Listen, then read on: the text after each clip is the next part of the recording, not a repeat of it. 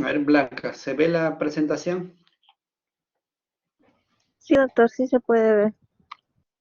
Ok, entonces empecemos con la otra parte, la segunda parte. Lo que es hirsutismo y virilización es el tema, ¿ya? Pero vamos a hablar un poco de esto y centrarnos más en lo que es el síndrome de ovario poliquístico, ¿ya?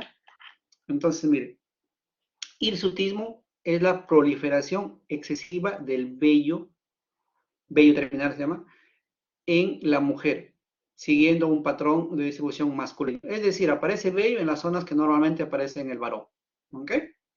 Entonces, a eso llamamos hirsutismo, ¿ya? Que puede estar relacionado con ovario poliquístico o con otras patologías. ¿Okay? La virilización, estado que se caracteriza por hiperandrogenismo, hiperandrogenemia, o sea, está aumentado los andrógenos en sangre, dando lugar a desarrollo de caracteres sexuales masculinos en la mujer. Es decir, clínicamente, voz ronca, atrofia mamaria, aumento de la masa muscular, clitoromegalia, alopecia con patrón masculino, etc. ¿Okay? Eso es lo que es la virilización. Y lo que es hirsutismo solamente se refiere al vello nada más. ¿Okay? Entonces, para ello debemos recordar que la producción de andrógenos se produce en varios lugares. ¿Okay?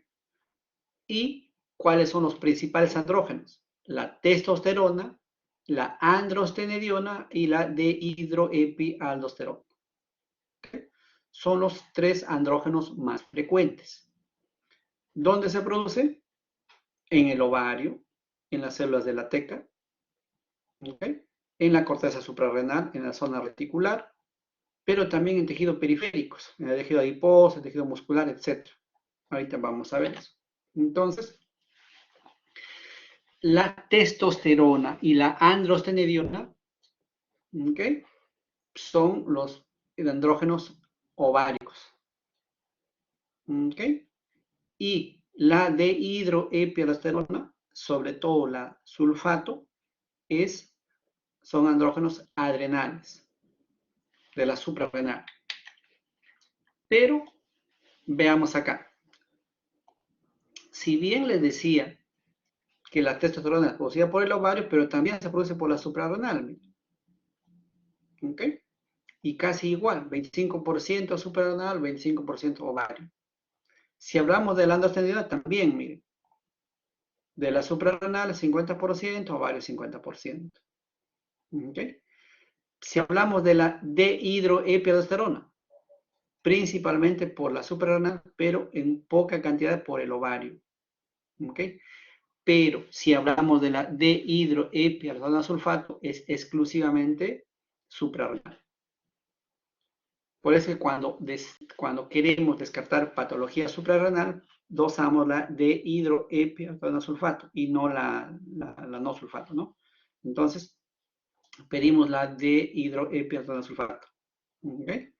Ahora, pero también hay conversión de la androstenediona a testosterona, que es la principal fuente, miren. 50% de la testosterona es por conversión de la androstenediona a testosterona. ¿Okay? Entonces, más o menos para que tengan una idea, ¿no? Que dónde se produce cada hormona para de acuerdo a eso enfocarnos al diagnóstico. ¿Okay? Existe la globulina, la llamada globulina transportadora o fijadora de esteroides sexuales, de hormonas sexuales, ¿no? SHBG. Entonces, la testosterona está ligada a esta globulina. ¿En cuánto? En 80%. Pero también la testosterona se liga también a la albúmina en 19% y está en su fracción libre en 1%. La fracción libre es la que tiene mayor efecto a nivel periférico, ¿no? Entonces, acá básicamente, imagínense si baja el nivel de la globulina transportadora, obviamente va a aumentar la fracción libre y eso nos va a dar más cuadro clínico, ¿no? Entonces, recordemos que esta globulina fijadora de hormonas esteroideas es muy importante, ¿okay? En la patología más adelante que vamos a ver, ¿ya? Entonces, por ejemplo, en mujeres que tienen hirsutismo hay una disminución de esta globulina, ¿Ok? Entonces, mayor fracción libre de testosterona, por lo tanto, mayor efecto clínico, ¿no? En el cuadro clínico. ¿Ok? Los andrógenos también tienen un efecto a nivel del folículo piloso. ¿Ok? Entonces, el número de folículos pilosos no varía durante la vida, se dice. ¿Ok? La zona axilar y la zona púbica son sensibles a las dosis bajas de andrógenos. Entonces, son sensibles a los andrógenos. ¿Ok? Entonces, pero hay otras zonas. ¿Ok? Entonces, el crecimiento de pelo a nivel de cara, al pecho, abdomen, espalda requieren niveles más altos de andrógenos. ¿Ok? Entonces, por eso es que niveles bajos de andrógenos puede hacer que crezca el vello axilar y el pubis normal, pero niveles ya un poco más altos hace crecer en otras zonas. ¿Ok? Y de ahí que se manifieste con hirsutismo. ¿Ok? Existen, digamos, escalas para valorar lo que es el hirsutismo. Entonces, esas escalas, difícil memorizar, solo que tenemos una cartilla básicamente para guiarnos en qué zona, tanto, ¿ok? En zona del mentón, el bigote, en el tórax la parte anterior, el abdomen, ¿ok? La zona genital. Entonces, los brazos, antebrazos, el muslo, ¿ok? La zona del torso, ¿ok? La zona lumbosacra. Entonces, son diferentes zonas en las que debemos evaluar la presencia de vello, ¿ok? Entonces, y de acuerdo a eso asignamos, ¿no? Puede variar desde 0 hasta 4 la escala, ¿ok? Dependiendo. Entonces comparamos cómo está, si es 0, normal, ¿ok? O 4, que es lo máximo puntaje a cada uno de esos parámetros, ¿ok? Entonces la cartilla, la presencia de vello pubiano en 9 áreas de distribución, en la cual asignamos de 0 a 4 puntos, ausencia cuando está normal o no hay nada, y 4 es lo máximo, ¿ok? Entonces, al final sumamos este puntaje. De 0 a 7 no se considera hirsutismo, de 8 a 12 puntos hirsutismo leve, de 13 a 19 hirsutismo moderado y más de 19 hirsutismo severo. Entonces, eh, a veces para algunos dicen, no, es muy subjetivo, no, para mí es 2, para mí es 3 el puntaje, pero bueno, ¿no? Entonces, pero es una escala en la cual nos ayuda bastante. ¿Okay? La escala más usada, ¿no? La escala de Ferry-Mann-Galloway, ¿no? Que es para evaluar el hirsutismo. ¿Ya? Entonces, hay casos a veces que son muy evidentes, ¿no? ¿Okay? Sobre todo un vello un poco grueso. Cuando es un poquito fino, a veces es muy difícil de diferenciarlo, ¿no? Pero es un vello grueso, ¿okay? Acá, por ejemplo, en la zona del abdomen, la parte baja, una distribución triangular, romboidal, que no es lo típico es triangular, ¿okay? Entonces, a veces en la zona del lumbo sacral, les decía, también hay problemas de vello grueso, ¿okay? En la zona de los muslos, ¿okay? Pero también preguntar a la paciente. A veces hay pacientes que me dicen, doctor, siempre ha sido así, es un vello delgado, fino, que no se cataloga como hirsutismo. De pronto tiene hermanas que son también lo mismo, igual, y son normales. Obviamente, pues si su menstruación está normal y no tiene otro tipo de problemas que me haga pensar en hiperandrogenismo, puede ser normal inclusive. Y si tengo dos, tengo que dosar los andrógenos, ¿no? ¿Okay? Pero hay casos en los cuales está demasiado elevado, una virilización intensa, ¿okay? Hay cuadro marcado de hirsutismo y medimos las hormonas, los andrógenos están demasiado altos, entonces eso me hace pensar en otras patologías, ¿okay?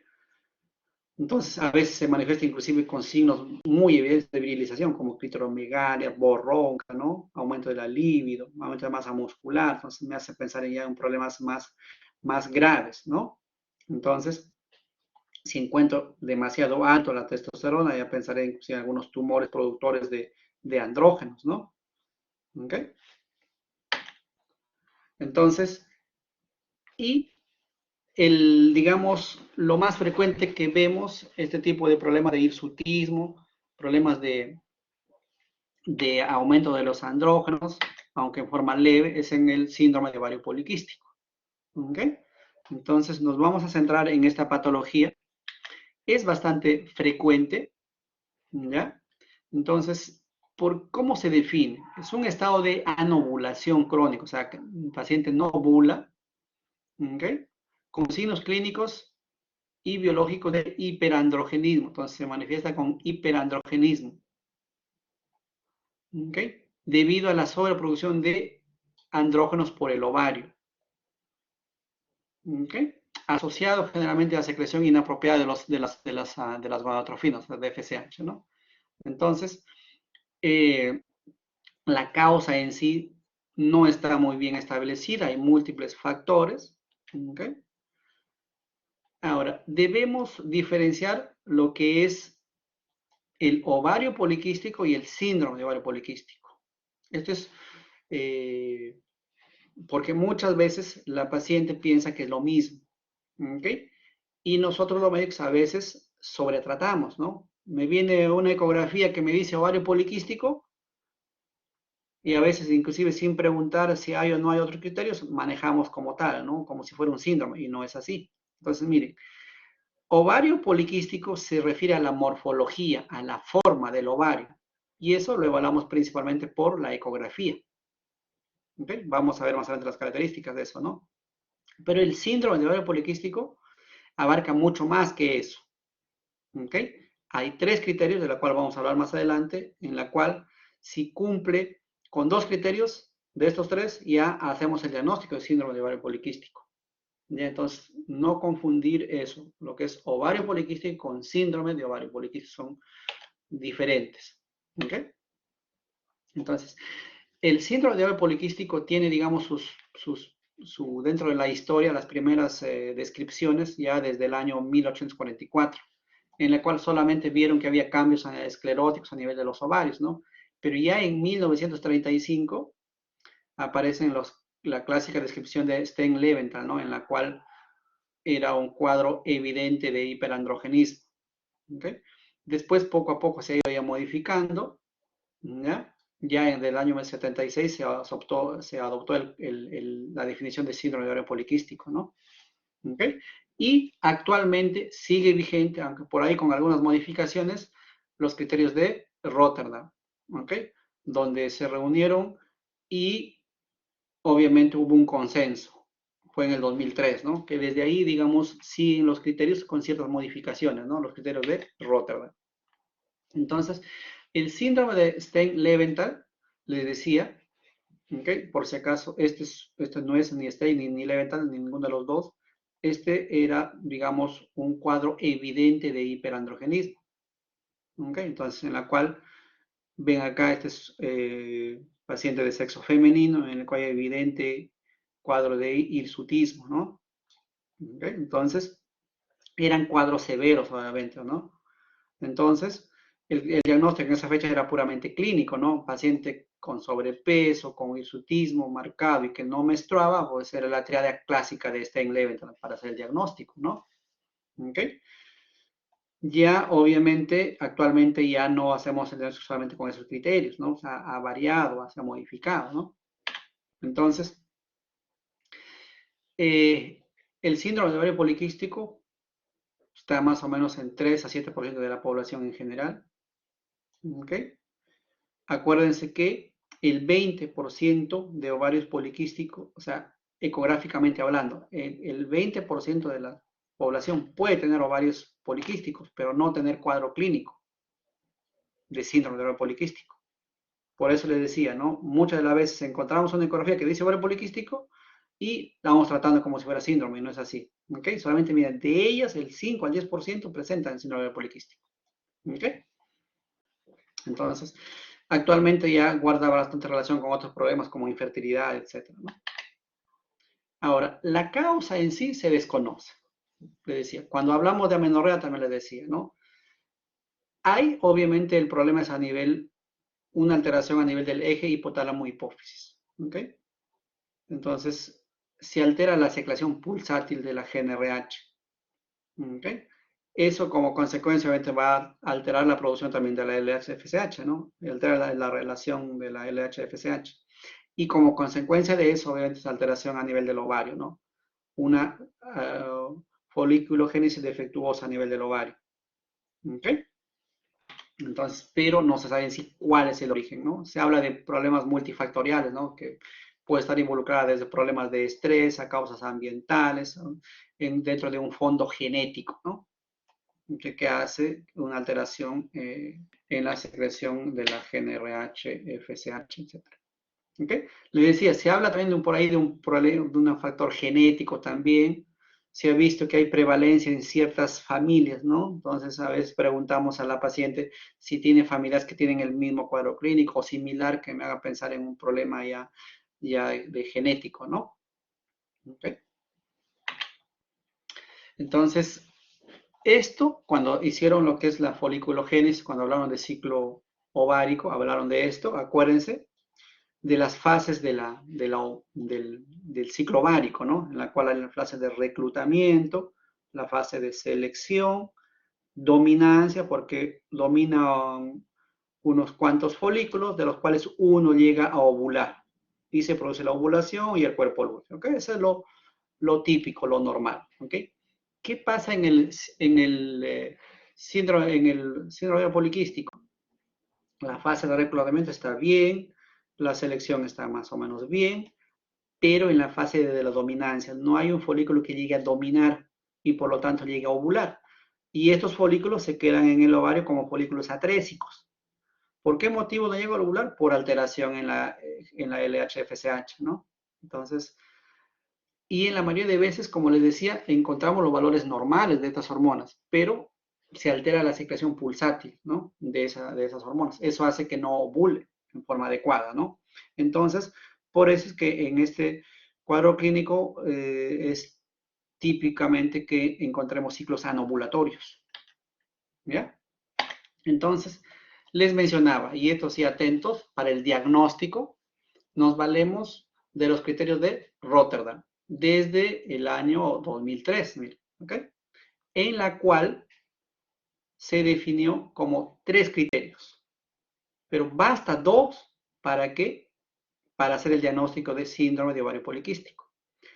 El primer criterio, criterio de anovulación, o sea que no ovule, o también ciclos de oligoanovulación, o sea que no ovule o que ovule de vez en cuando, por decir, ¿no? ¿Ok? Es el primer criterio.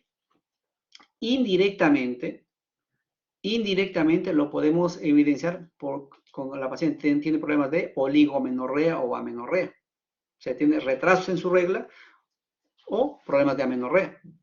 ¿Ya? Es indirectamente, podemos sospechar de que la paciente no está ovulando bien porque tiene atrasos en su regla o incluso problemas de amenorrea. ¿Ok? El otro criterio, signos clínicos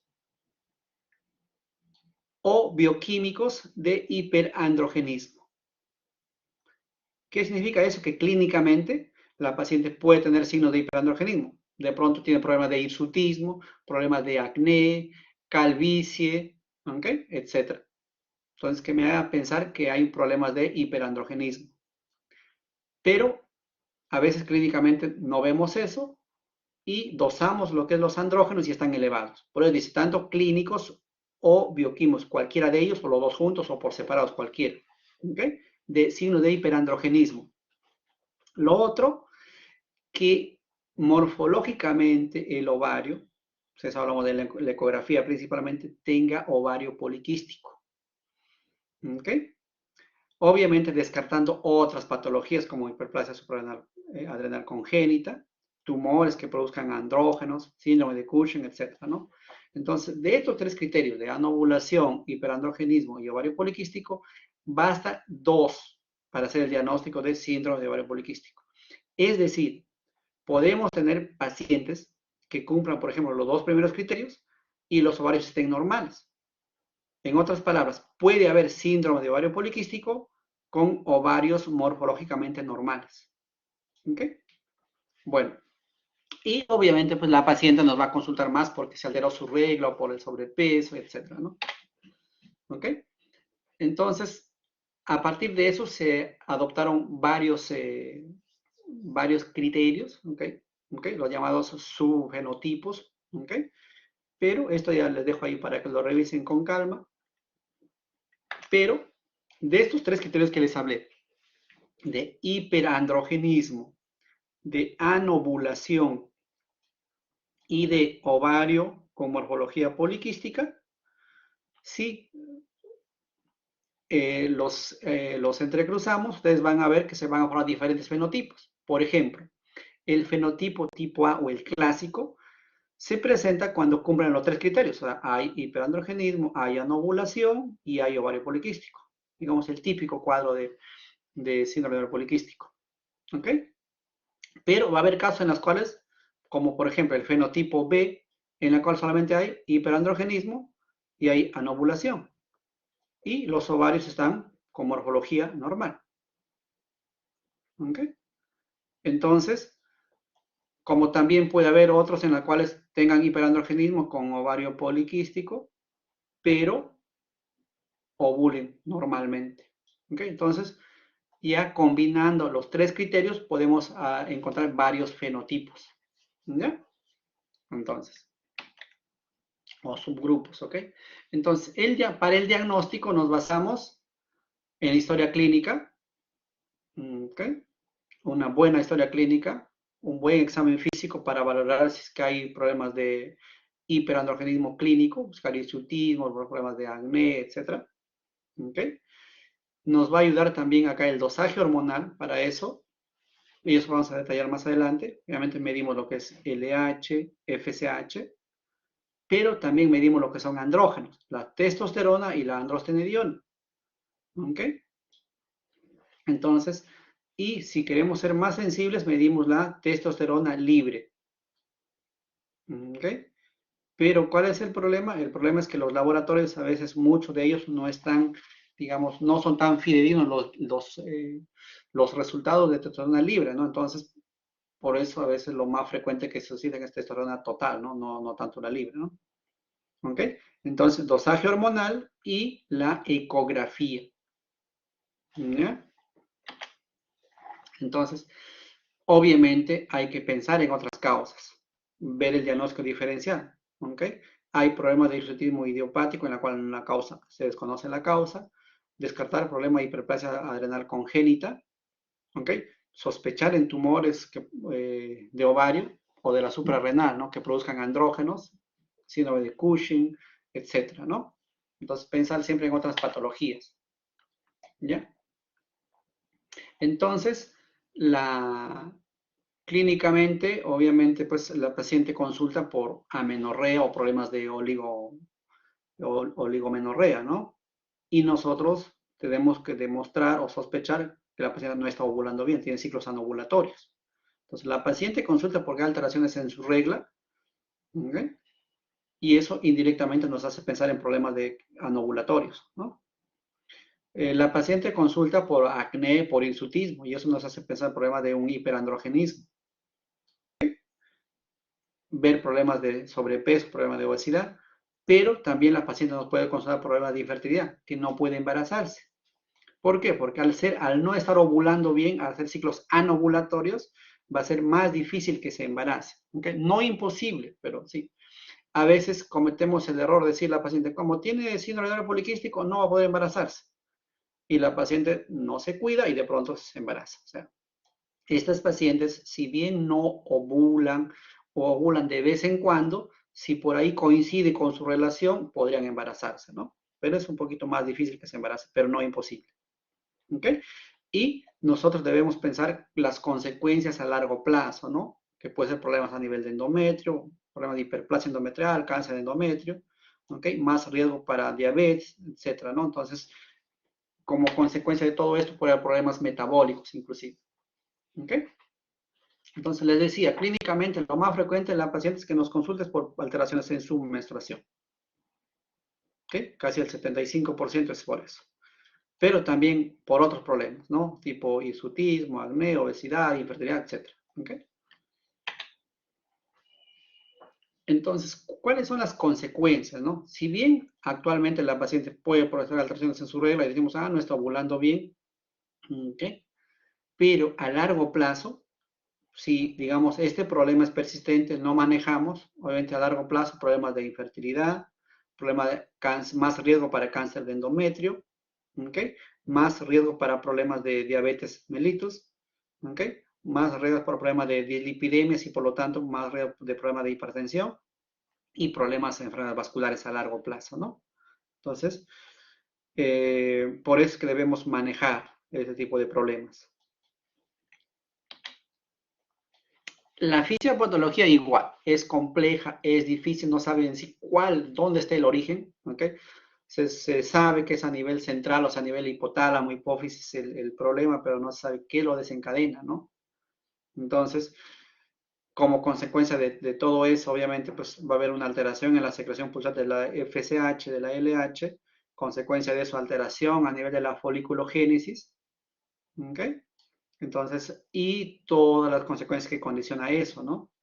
Entonces, pero en sí, como le digo, no sabe qué desencadena a nivel de hipotálamo y puede ser el problema. Por eso es que no hay un manejo definitivo, ¿no? No hay un manejo definitivo para este problema, ¿no? Entonces, eh, a nivel clínicamente, los pacientes, como les decía, sospechamos de un problema de hiperandrogenemia por el todo cuadro clínico de hirsutismo, de problemas de acné, etcétera. ¿Ok? Sospechamos problemas de anovulación crónica porque la paciente no menstrua o tiene oligomenorrea o amenorrea. ¿Ok? Y obviamente, pues, se forma un círculo vicioso, ¿no? Los folículos atrésicos, ¿ok? Van a producir estrógeno, ¿no? Producen estrógeno. Entonces, también va a aumentar la función a nivel de la teca, por lo tanto, va a aumentar la función el aumento de los andrógenos, que ahorita vamos a ver también. ¿Ok? Entonces, pero también clínicamente podemos, como les decía, evaluar si hay problemas de obesidad, inclusive investigar si hay problemas de resistencia a la insulina, ¿ok? Descartar que no haya problemas a nivel del aumento del andrógeno a nivel de la suprarrenal, ¿ok? Valorar lo que es la escala para evaluar el hirsutismo, ¿okay? Pensar siempre en problemas de disturbios metabólicos, ¿okay? Por eso generalmente medimos glucosa, medimos si hay intolerancia a la glucosa o problemas de resistencia a la insulina, ¿no? ¿Okay? También la paciente a veces consulta problemas de infertilidad, ¿okay?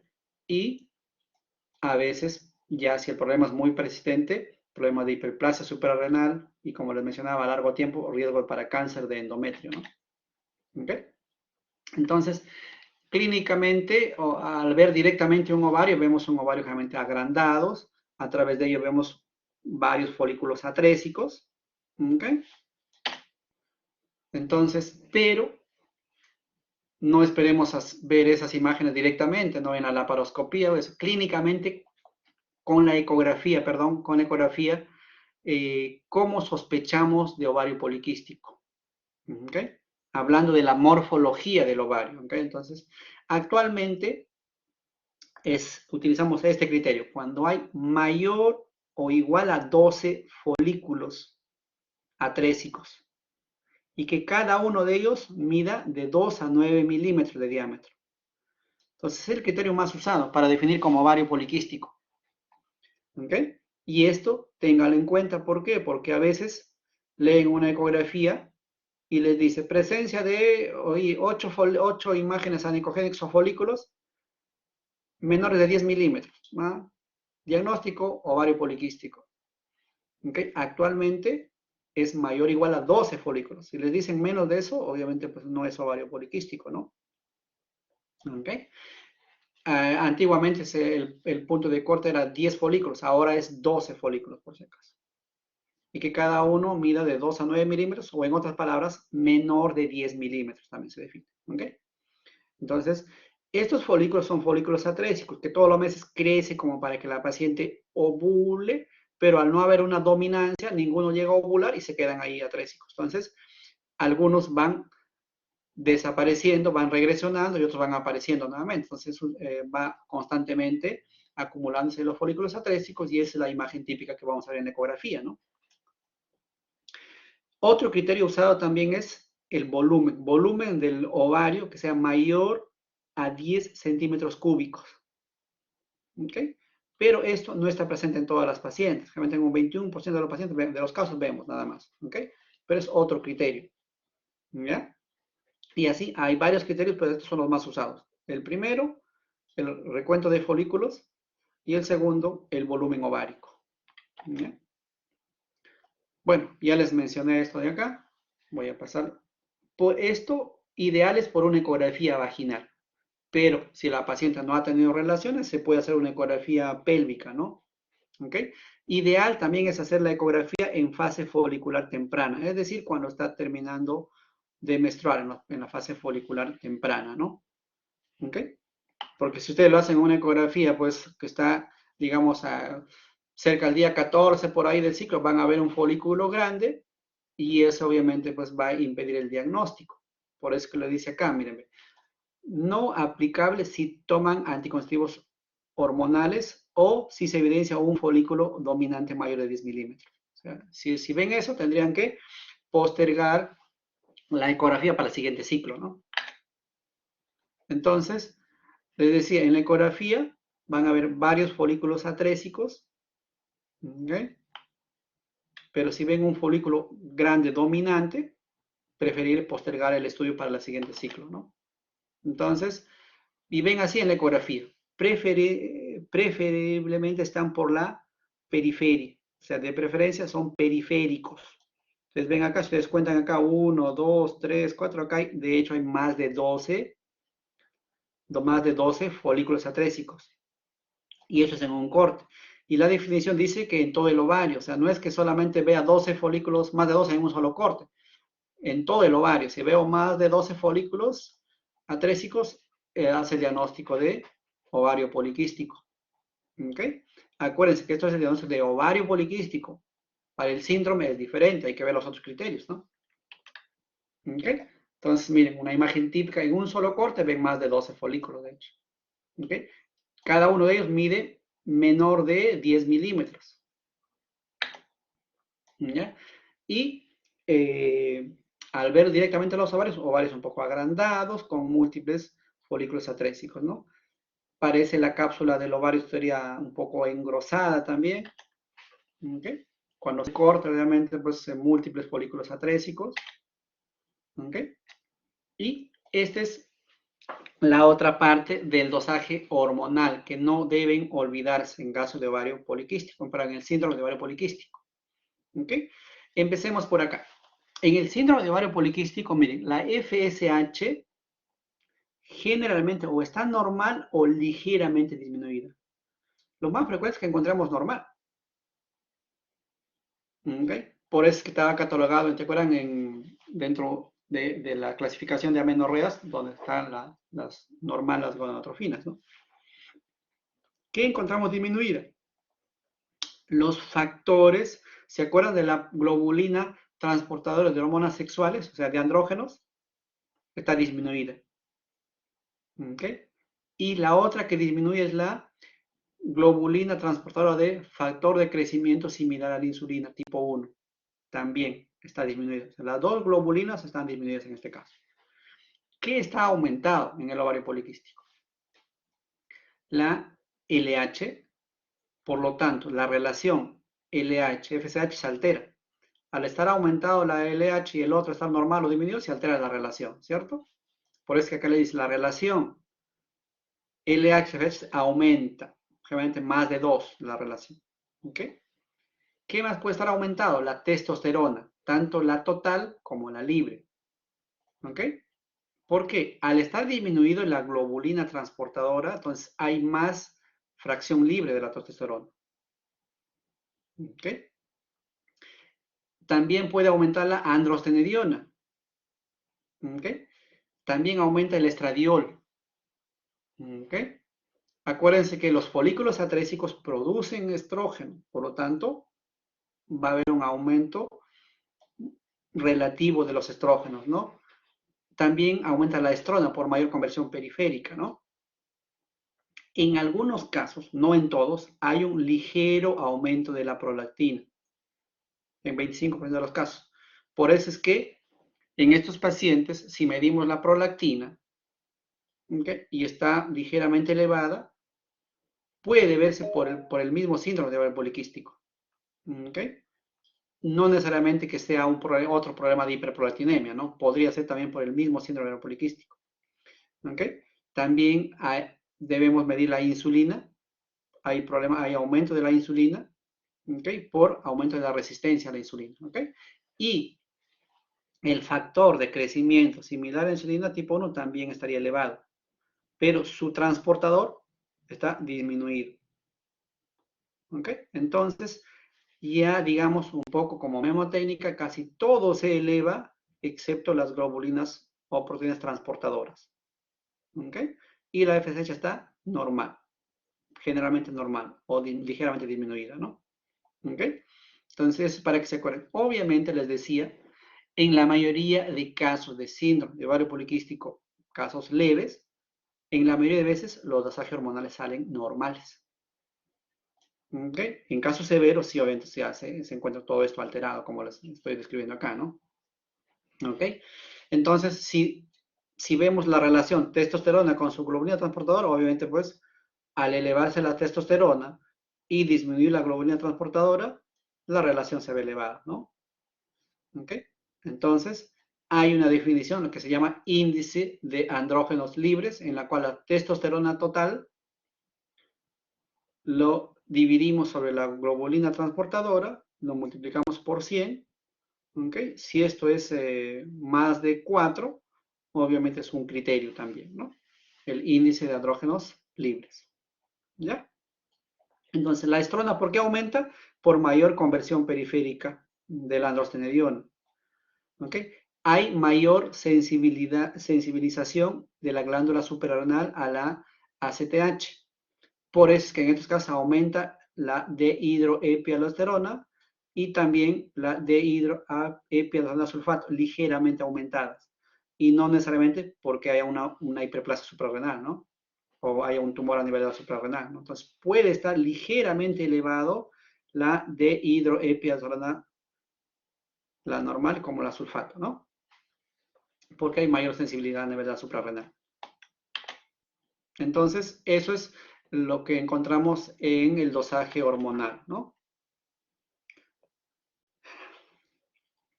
Bueno, el aumento de los andrógenos a nivel del ovario produce un círculo vicioso en el cual detiene la maduración folicular también, ¿ok? Induce a la atresia folicular y se cree que este aumento de los andrógenos es el responsable del final de la anovulación, ¿no? De hecho, que no ovule, ¿no? ¿Ok? Bueno, paciente que presenta acné, no necesariamente puede ser por ovario poliquístico, puede ser que sea un problema de acné aislado. Entonces, si no cumple criterios para síndrome de ovario poliquístico, entonces debemos pensar en que sea un problema de acné de otra causa, ¿no? Y requiere evaluación del dermatólogo también, ¿no? Entonces, generalmente después de un manejo adecuado, mejoran estos casos, ¿ya? Ahora, esto de acá, miren, les decía que la LH en estos casos está elevada, ¿ok? Y la FSH dije está normal o disminuida, ¿cierto? La LH, ¿dónde actúa? Actúa a nivel de la célula de la teca. Si está elevada la LH, ¿ok? Va a haber, obviamente, mayor estimulación para la conversión de androstenediona.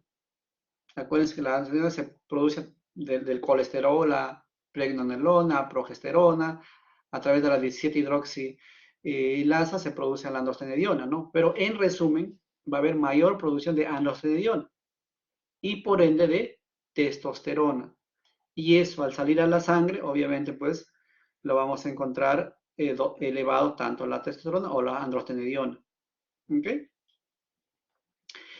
Otra cosa, también la misma insulina que está elevada y el mismo factor de crecimiento similar a la insulina tipo 1 que está elevado también estimulan a la célula de la teca para que siga produciendo más andrógenos, tipo androstenediona, ¿no? ¿Ok? Ese es uno.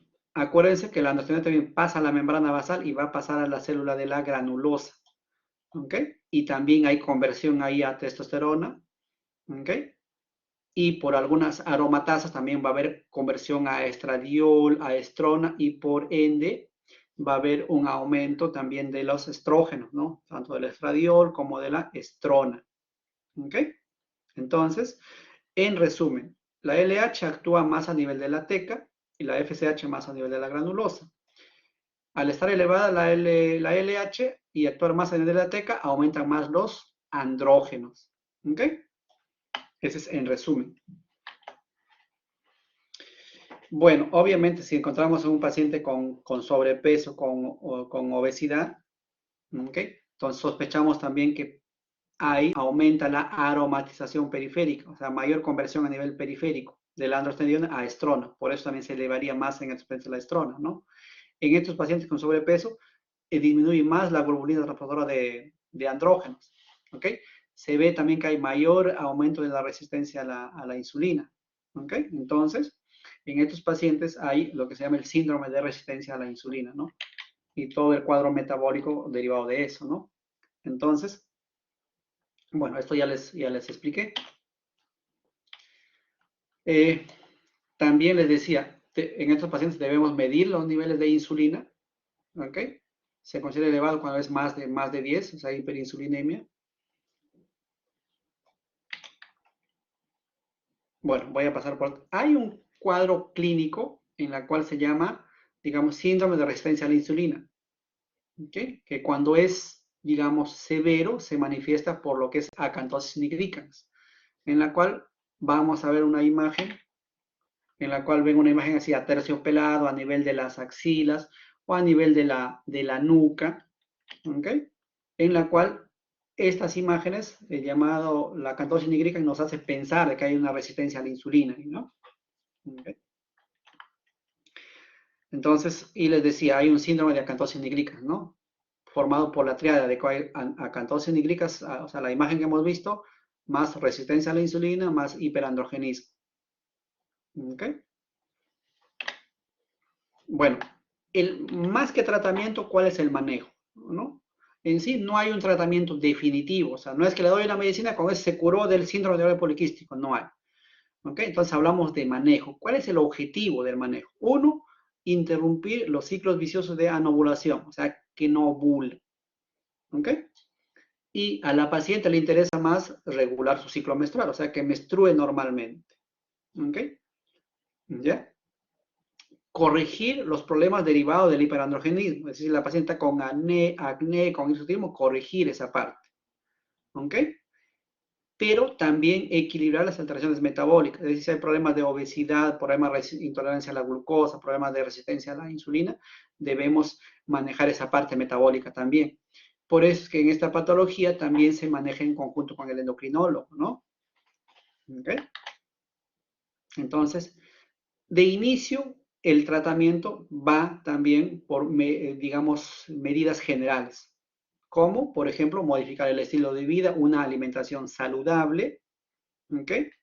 Entonces, pero la otra parte depende si la paciente desea embarazarse o no. Entonces, de inicio preguntamos a la paciente para el manejo, ¿no? ¿Desea embarazarse? Si me dice que sí desea embarazarse, mi objetivo va a ser inducir la ovulación para que ovule, para que pueda embarazarse.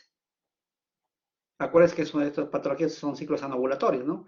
Pero si la paciente decía, no, no quiero embarazarme, entonces, si no desea embarazarse, el objetivo más va a ir a utilizar un anticonceptivo, que a la vez le regule su regla, que a la vez mejore los signos de hiperandrogenismo. ¿Ok?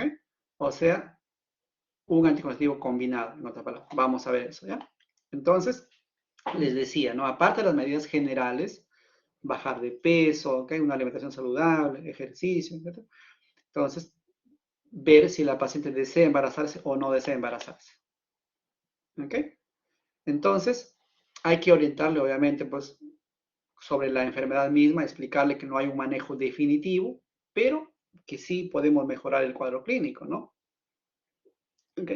Entonces, si tiene sobrepeso, tiene que, el hecho mismo de bajar de peso va a hacer que disminuya los niveles de andrógenos y disminuyan los niveles de insulina, ¿no? ¿Ok? Entonces, también, si baja de peso, a veces con el solo hecho de bajar de peso, ya la paciente empiezan a menstruar con ciclos un poco más regulares. ¿Ok? Entonces, y si pensamos en problemas metabólicos, obviamente, pues podemos estar pensando ya en utilizar metformina, etcétera, ¿no?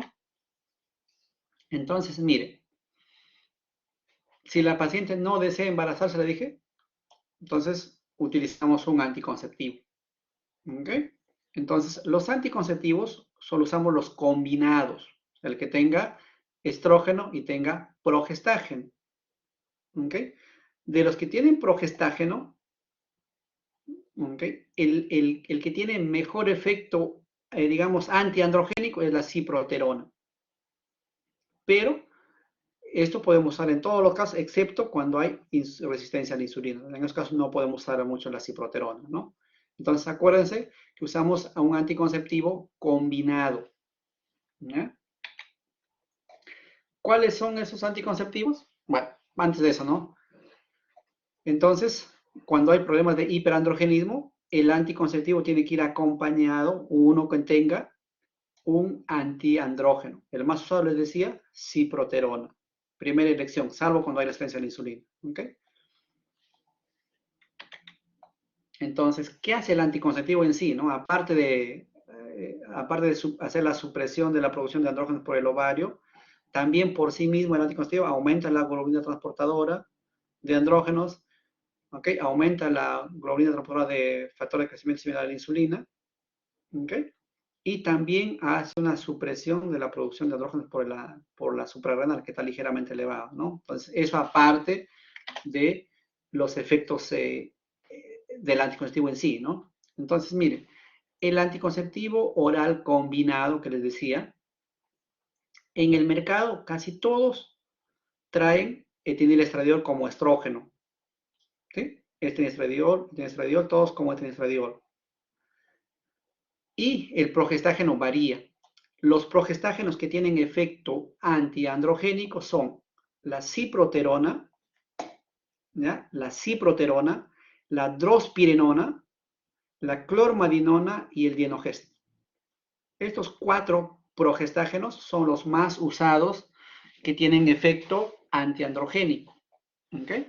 Entonces, ¿cuál es el objetivo al final del anticonceptivo? Regular el ciclo, o sea, que menstrue cíclicamente. ¿Ok? Eliminar la estimulación estrogénica crónica. ¿Ok? Mejorar los signos de androgenización, por eso tiene el antiandrógeno ahí. ¿Ok? Bueno, reducir el tamaño del ovario es algo secundario. ¿Ok? Y sería mejorar el ovario, ¿no? Acuérdense que el mecanismo de acción del anticonceptivo oral combinado es anovulación, o sea, hacer que no ovule, hacer que no ovule. Esto de acá, los 4 componentes hacen que no ovule, son combinados, tiene estrógeno más progestágeno y su mecanismo es anovulación. Acá tienen algunos nombres comerciales que traen etinilestradiol más ciproterona, ¿ok? Igual acá tienen algunos números comerciales de lo que trae etinilestradiol más drosperinona, ¿sí?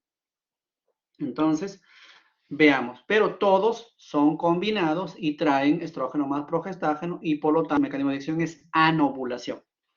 Entonces ustedes dirán, pero ¿qué pasa si en el ovario poliquístico es una patología no ovulatoria, o sea, no ovula? ¿Cómo es posible que en una paciente que no ovula estoy dándole un anovulatorio? ¿Ok? Entonces hay una contradicción ahí, pero no es cierto. Por eso es que al principio les expliqué eso de acá. Las fases del ciclo del ovario, ¿sí? Y comparando qué pasa en el ovario poliquístico. Entonces, les decía, el problema del ovario poliquístico está acá, en la fase de dominancia, ¿no? No llega un folículo a dominar, por lo tanto, no ovula y no hay cuerpo lúteo, y todo el problema que desencadena eso, ¿no? Entonces, pero ¿qué pasa si doy un anovulatorio? El anovulatorio igual va a ser anovulación, pero estoy bloqueando acá, básicamente en la fase de selección. ¿Ok? Entonces, fase de reclutamiento, fase de selección. Al bloquear acá en las etapas más iniciales, no va a haber folículos atrésicos. Obviamente no va a haber dominancia de algún folículo y no va a ovular. Entonces, el compuesto que tiene el anticonceptivo a nivel del ovario va a ser anovulación, pero en las fases inicial acá. Por lo tanto, no aparecen más folículos atrésicos. ¿Ya? Entonces, y el compuesto que trae el estrógeno más progestágeno, obviamente va a actuar a nivel del útero, haciendo que el endometrio se engruese y por deprivación va a haber menstruación todos los meses. ¿Ok? Entonces, acuérdense, el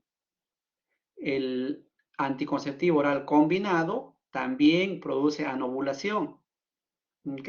Pero acá en las fases iniciales. Entonces, eso explica por qué usar un anovulatorio en una patología anovulatoria, como es el síndrome de ovario poliquístico, ¿no? ¿Ok? Pero si la paciente desea embarazarse, entonces no tiene sentido dar anticonceptivo. O si la paciente pues tiene un ovario que en la ecografía me dice que es un ovario poliquístico, si yo en ese ovario le estimulo la ovulación, puede ser que desarrolle quistes, ¿no? Entonces, a veces damos anticonceptivo oral por unos 3 meses para que el ovario mejore, para luego producir la inducción de la ovulación, ¿no? Entonces, si la paciente desea embarazarse, mi objetivo principal va a ser inducir ovulación, ¿ok? Y ese es otro campo, es todo un mecanismo para inducir ovulación, solamente como en líneas generales les menciono, el más usado para inducir ovulación es el citrato de clomifeno, ¿ok? Pero existen otros, gonadotropina menopáusica humana, etcétera, ¿no? Gonadotrofinas, etcétera, ¿no? ¿Ok?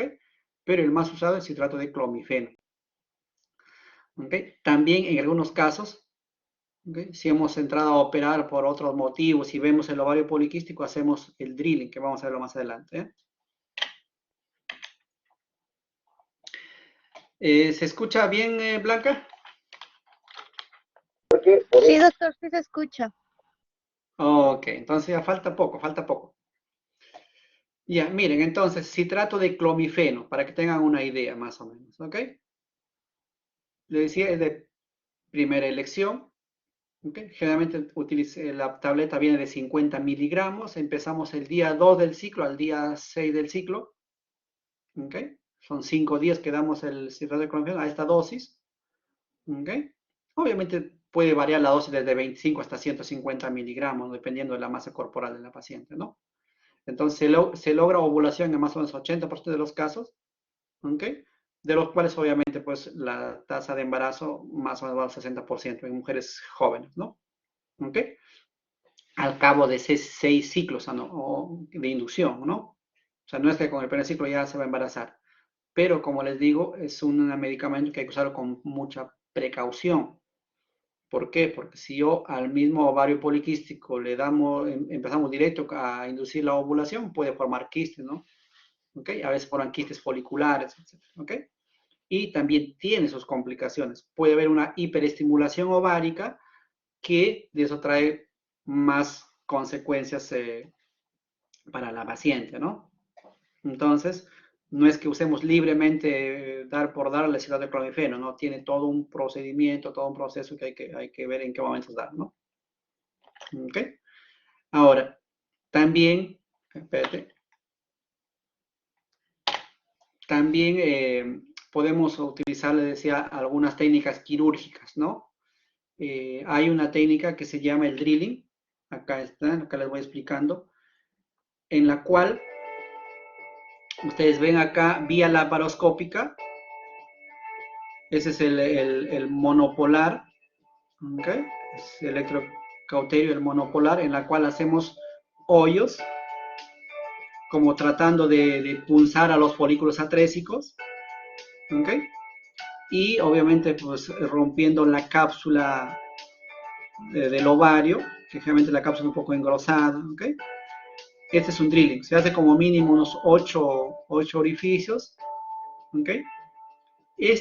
Solamente este hecho de hacer el drilling, o sea, no es el manejo definitivo tampoco. Entonces, hace que la paciente ovule los siguientes 3 a 6 meses, generalmente ovulan, van bien, y luego vuelven a lo mismo. O sea, no es una solución definitiva, ¿no? Entonces, pero, como les digo, hacemos en caso de que sea resistente al tratamiento, al manejo, o en caso de que vamos a operar por otro motivo y vemos ovario poliquístico, de paso hacemos el drilling, ¿no? ¿Okay? Entonces, es como su nombre lo dice, acá se practica de 8 hoyos en cada ovario, ¿okay? Induce ciclos ovulatorios en un 90% de los casos, no en todos obviamente, y en esos ciclos ovulatorios que siguen aprovechan embarazarse la paciente, ¿no? ¿Ok? Entonces, tiene beneficios limitados. La paciente ovula bien, más o menos bien, 3, máximo 6 meses, luego vuelve a lo mismo, ¿no? Lo que es resección en cuña ya no se hace actualmente. ¿Ok? Bueno. Si hay problemas metabólicos de fondo, obviamente, pues hay que evaluar, ¿no? Entonces, mejorar lo que es la hiperinsulinemia, mejorar la intolerancia a la glucosa con dieta, bajar de peso, ¿ok? Entonces, una alimentación adecuada, si hay problemas con los lípidos. Y en algunos casos, cuando hay, digamos, un problema severo o no responde al manejo en forma adecuada, podemos dar la metformina, ¿ok? Antes teníamos bastante miedo en usar la metformina porque decíamos que puede llevar a ciclos de hipoglicemia, ¿no? Y no es así, ¿no? Se puede usar con cierta seguridad la metformina en estos casos. Viene de 850 miligramos, utilizamos una tableta al día, ¿no? ¿Ok? Entonces, lo que va a hacer es una sensibilización tisular al efecto de la insulina. ¿Ok? Acá están las dos que les decía, 850 o inclusive hasta el doble. ¿Ok? Generalmente puede establecer ciclos ovulatorios por sí sola, a veces en algunos casos. ¿Ok? Y no hay evidencia de teratogenicidad. O sea, si la paciente por OV se embaraza, no se ha evidenciado que haya problema de malformación en consecuencia de la metformina, ¿no? ¿Ok? Ok, y ya para ir culminando, ¿cómo manejar el hirsutismo? A veces la paciente dice, viene por muchos problemas de acné, muchos problemas de vellosidades, cómo manejar el hirsutismo sobre todo. ¿Ok? Entonces, de hecho, dentro de las medidas generales está, si está con sobrepeso, bajar de peso. Les mencioné también que el anticonceptivo oral trae un antiandrógeno, ¿no? Dentro de eso les mencioné la ciproterona, ¿ok? La ciproterona. Entonces, el utilizar un anticonceptivo oral, ¿ok? También con el antiandrógeno tipo ciproterona va a disminuir el hirsutismo, pero la respuesta no es tan rápida. Obviamente la respuesta se ve a partir de los 6 meses, ¿no? Cuando es problema de acné, sí mejoran a partir del tercer mes, pero cuando es problema de hirsutismo, la respuesta se ve a partir de los 6 meses todavía. O sea, no es tan pronto. ¿Ok? Hay otros productos tipo ketoconazol que va a inhibir las enzimas esteroidogénicas, obviamente. No lo utilizamos mucho. ¿Ok? La finasteride, que se inhibe la inhibición de la 5-alfa reductasa, tampoco lo usamos mucho, como les digo. Más, lo que más usamos es para disminuir el hirsutismo, usamos más el progestágeno con efecto antiandrogénico que viene en el anticonceptivo oral. Y ahí les mencioné, ¿no? Ciproterona, pero no, les mencioné también al dienogest, ¿okay? A la clormadinona, etc. Pero si la paciente quiere una respuesta rápida, ¿okay? Entonces optamos por medios físicos. Y esta es bastante conocida por algunas pacientes, la depilación, ¿okay? Que es la depilación, que es algo temporal, obviamente, pero actualmente hay técnicas que pueden hacer más o menos permanente, ¿no? Está de moda la depilación con técnicas láser, ¿no? En varias sesiones, lo que van a hacer es una depilación ya permanente, ¿ok? Y obviamente, pues acá los efectos son casi de inmediatos, ¿no? A diferencia de que usamos la medicina o los fármacos, demora un poco para mejorar el hirsutismo. Y a veces la paciente, por efectos de belleza, eso quiere una mejora rápida de esa, ¿no? ¿Ok? Pero en resumen, lo que más usamos son los anticonceptivos orales que traen el antiandrógeno ahí. Y el más usado es la ciproterona. ¿Ya? Entonces, como nombre comercial, y no es por hacer publicidad, tienen ahí el más conocido, que el 35, Diane 35, Evelyn, y así, varios productos, ¿no? Que traen la ciproterona. Ahí les he puesto en la relación ahí de productos. ¿Ok? Bueno, entonces, en conclusión, ¿ok? El síndrome de ovario poliquístico es una disfunción endocrino-metabólica. O sea, no solamente problemas hormonales, sino problemas metabólicos de largo tiempo, crónico, ¿ok?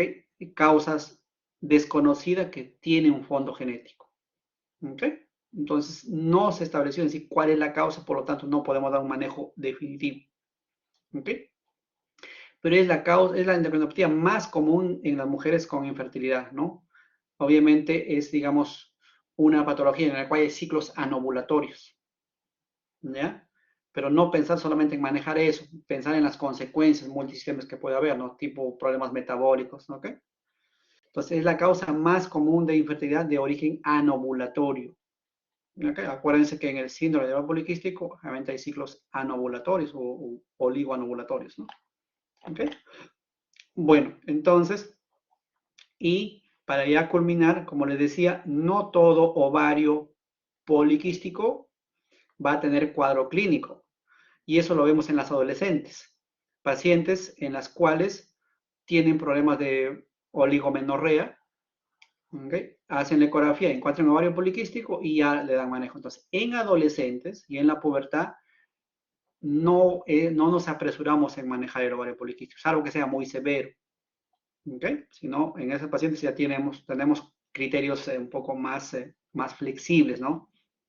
Pero hay casos también en los cuales la ecografía dice ovario poliquístico y le preguntamos a la paciente, ¿menstrua normal? Sí, todos los meses menstruo, no se atrasa nada su regla. ¿Tiene problemas de acné? No. ¿Hirsutismo? No. Entonces no requiere ningún tratamiento. ¿Ok? Entonces, no sobretratar o sobremanejar este tipo de casos. ¿Ya? Entonces, acuérdense siempre de los criterios de Rotterdam. De los 3 criterios, 2 es necesario para hacer el diagnóstico. Uno solo no hace el diagnóstico. ¿Ok? Bueno, eso sería todo. No sé si hay alguna pregunta. ¿Alguna pregunta? Doctor, una pregunta Sí, respecto sí, al sí.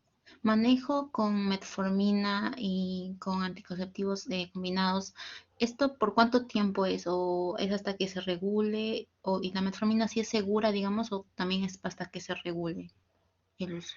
El anticonceptivo se puede usar, digamos, largo tiempo, pero depende del compuesto.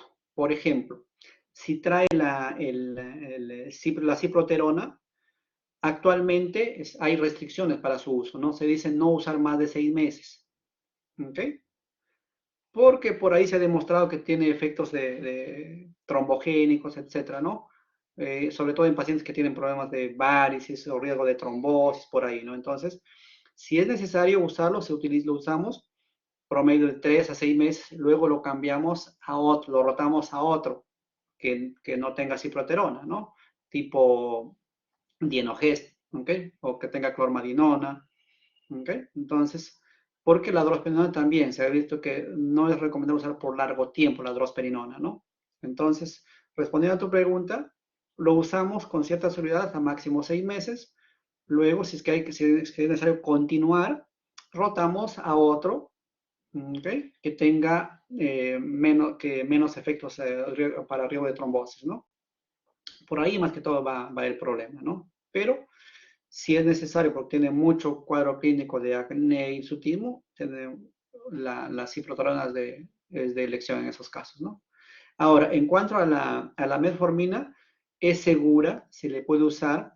Generalmente, las pacientes 3 meses utilizamos, ¿ok?